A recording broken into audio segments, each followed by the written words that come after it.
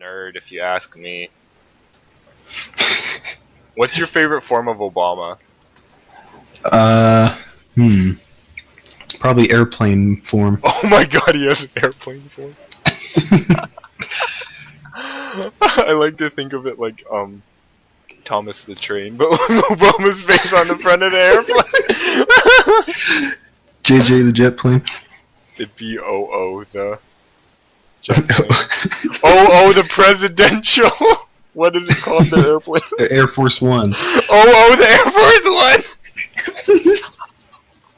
One. My new favorite kids show. Okay, well, welcome to a very special episode of Twisted Grimoire. I was about to say a video game name. Would you like to explain what the hell we're doing? Wait, we need to give you a fake name. Napoleon Bonaparte. Okay, I am Napoleon. I am Napoleon the Chameleon. So we're both Napoleon. No, I'm Napoleon the Chameleon. You're Napoleon Bonaparte from history. This is going to be hard. Is that his name? Yeah, I think so. Or I think that's how you say it. I couldn't remember if his first name was Napoleon or his last name was Napoleon. Anyway, back to business. Oh, right. So, if you don't know what Twisted Grimoire is, watch the last episode and then you'll find out. As for this episode, we decided to do a little tiny episode where we have 2017 presidential fan fiction. Well, it didn't have to be 2017, but yes, we've written some presidential fan fiction, and we've decided to share it with the world because I guess we want to be freaking murdered for being stupid. So, we had a great discussion about the Air Force One, even though Obama's last name does not start with an O. Well, yeah, it does. Obama. It does. His first name's what doesn't start with an O. Oh, so yeah. it'd be B.O. Air Force One. Oh my gosh, that's even better. He's almost D.O. Or he has bad odor. I hope he didn't get made fun of for that. Anyways, we're gonna start with your story because it's probably going to get us less murdered. Oh, I don't know about that. Oh, great. Maybe we shouldn't start with it. It's at least shorter, so yeah, it's a good reason to start with it.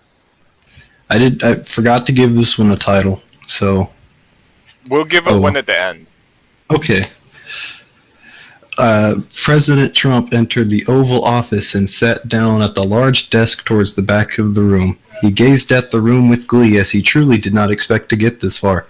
Shrugging, he pulled out an executive order he had been working on and finally signed it into law. All American citizens get a small loan of $1 million every year from the government, and they have to pay back this loan by next year. President Trump smiled as he envisioned the next few years where he would make America great again by giving people money, building a wall and threatening Mexico nuclear war if they didn't do all the work, and dissolving Congress so he could become Emperor of America. 1.5 years later, every American citizen became bankrupt as they all started their own real estate business to be like Emperor Trump. However, they soon ran out of land and nobody could buy houses on that land because they all spent their $1 million setting up companies to buy land. Meanwhile, Emperor Trump was in Area 51 looking over his new giant weapon, Mecha Trump, so he could finally defeat China. Just as he got into the cockpit to test it out, a large explosion rattled the testing zone, and when the smoke cleared, the source of the explosion was shown to be Mecha Karl Marx, piloted by Bernie Sanders. The two began combat, testing which ideology truly deserved to be in control of America. Mecha Marx pulled out a hammer and sickle, but as he swung his weapons, Mecha Trump transformed into a monster truck and drove around in circles to avoid getting hit. Is a monster truck even a symbol of America? I don't actually know. Maybe we'll finally get a comment telling us. Leave in the comments the origins of monster trucks. Please, I want to know. Suddenly, out from the ground shot up a new combatant, Mecha, the artist formerly known as Prince, who started dancing and screaming in his signature high-pitched voice. Mecha Marx and Mecha Trump were too powerless to Mecha Prince's groove, so they began dancing. Soon enough, every American citizen was dancing uncontrollably. 3 weeks later, everybody in America died from exhaustion, except Mecha Prince, of course. The moral of the story is that we should party like it's 1999. The end. Oh my gosh. That was great. And you know what makes it even better? There is a lot of similarities between our stories, which I'm not gonna say, but you and the audience, put the dots together as I read mine out. Well, I'm gonna put a little disclosure warning. This story is satire / me being an idiot. So like, if you wanna come and arrest me, feel free to. I'm pretty sure I'm probably breaking some kind of law here. And yeah, whatever. As long as someone laughs in the end. Alright, here we go. Nothing is in my way. I am unstumpable. Finally, I, President Trump, will unleash my weapon of mass trumpening and turn all of America into Trump goblins. Suddenly, the door behind the danger room creaks open, and a voice emerges. I am sorry, my fellow president, but I am going to have to bring a mighty stumpening to you. It is I. It is Obama with his hidden stash of the Chaos Emeralds. Now, can you handle the ultimate change? Obama shouted as he said that line from Sonic that activates the Chaos Emeralds and becomes Super Obama. Trump yells and makes one of his many ridiculous faces as he dumps toxic assets at Obama. It is of no effect though. Obama swats it off like a fly.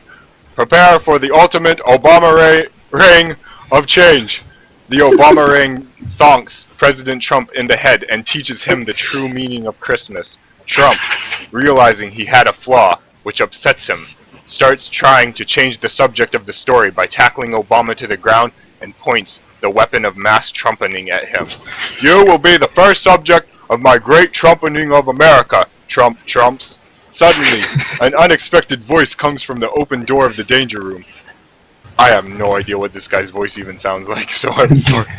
Better be careful what you say, because you're on TV!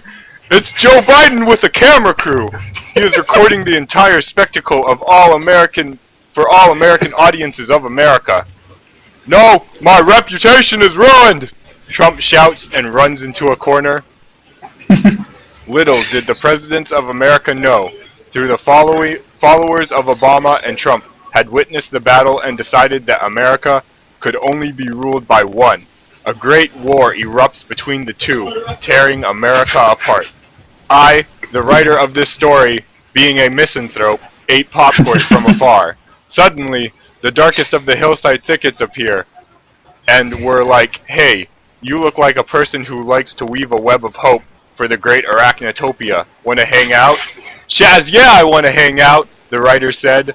The darkest of the hillside thickets and the writer went on a great adventure and met Aurelio Voltaire, Camelot, broke his helm if they are alive, if not they're ghosts, Tobias Sammet, Tarot, David Bowie's Ghost, Blind Guardian, Blue Oyster Cult, I guess Starset since I'm listening to their new album Vessels right now, and the Ghost of the Beatles along the way. It was great! Little did all of them know though, something was stirring in the warp. It was the orc gods Gork and Mork, stirring up something big to shake the world. A warp incursion happened near the writer, and out of it steps a giant orc. It was absolutely huge, like that of the beast in the golden age of the Imperium. It spoke these words from its behemoth jaw. I'm the Great Green Prophet, and now I'm gonna become the Great Green President. You, there, Stumpy Git with the weird clothing, he mentioned to the writer. You look like a brainy goblin boy. You's gonna help me become the president. A tear shed from the writer's eye as he accepted the orc's request. and they went off on the campaign trail of crumbling America with a shit ton of bands not a lot of people probably heard of. After a long time of campaigning BS I do not really know or care to know about, the final debate came against the Great Green Prophet's opponent, the Rat Lord Vermin Snick Steel Snabs, the Skaven Rat Bastard. As the Stabs begins sharing his plan on fixing the economy, we's gonna use Skaven Doomsday Machine, kill, all smelly humans. Human death will obliterate debt. Also, test Doomsday Machine, so we might get Warpstone from Great Horn Rat. Will be much good for Skaven, yes.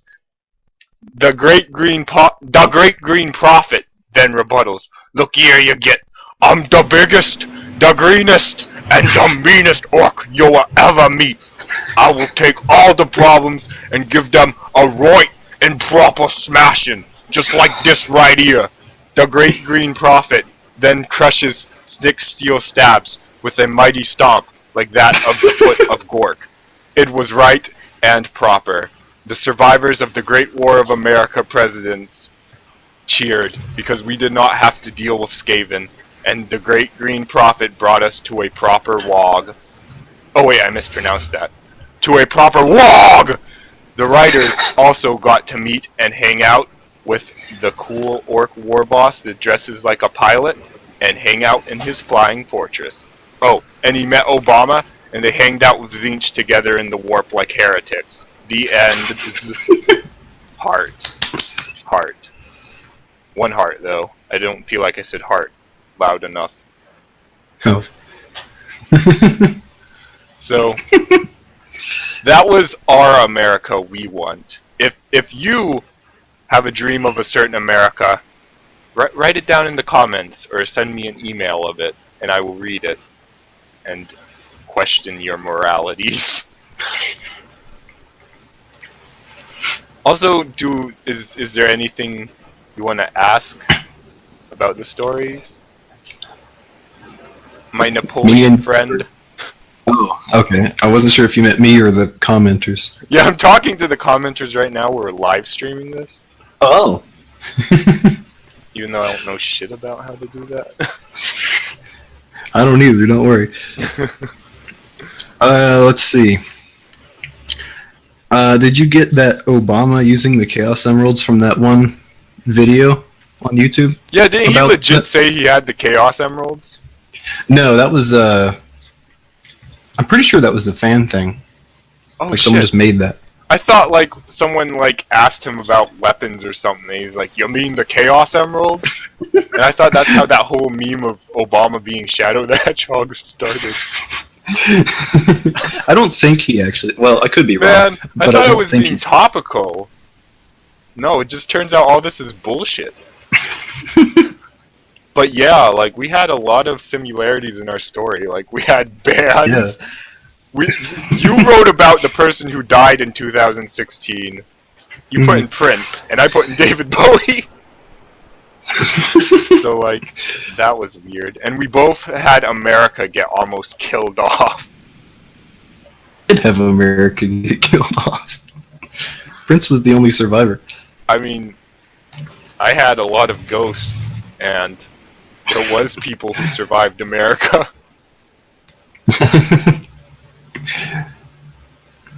Really what happened with mine was I wrote a presidential fan fiction, and it slowly devolved into a Warhammer fan fiction about trying to become the president of America.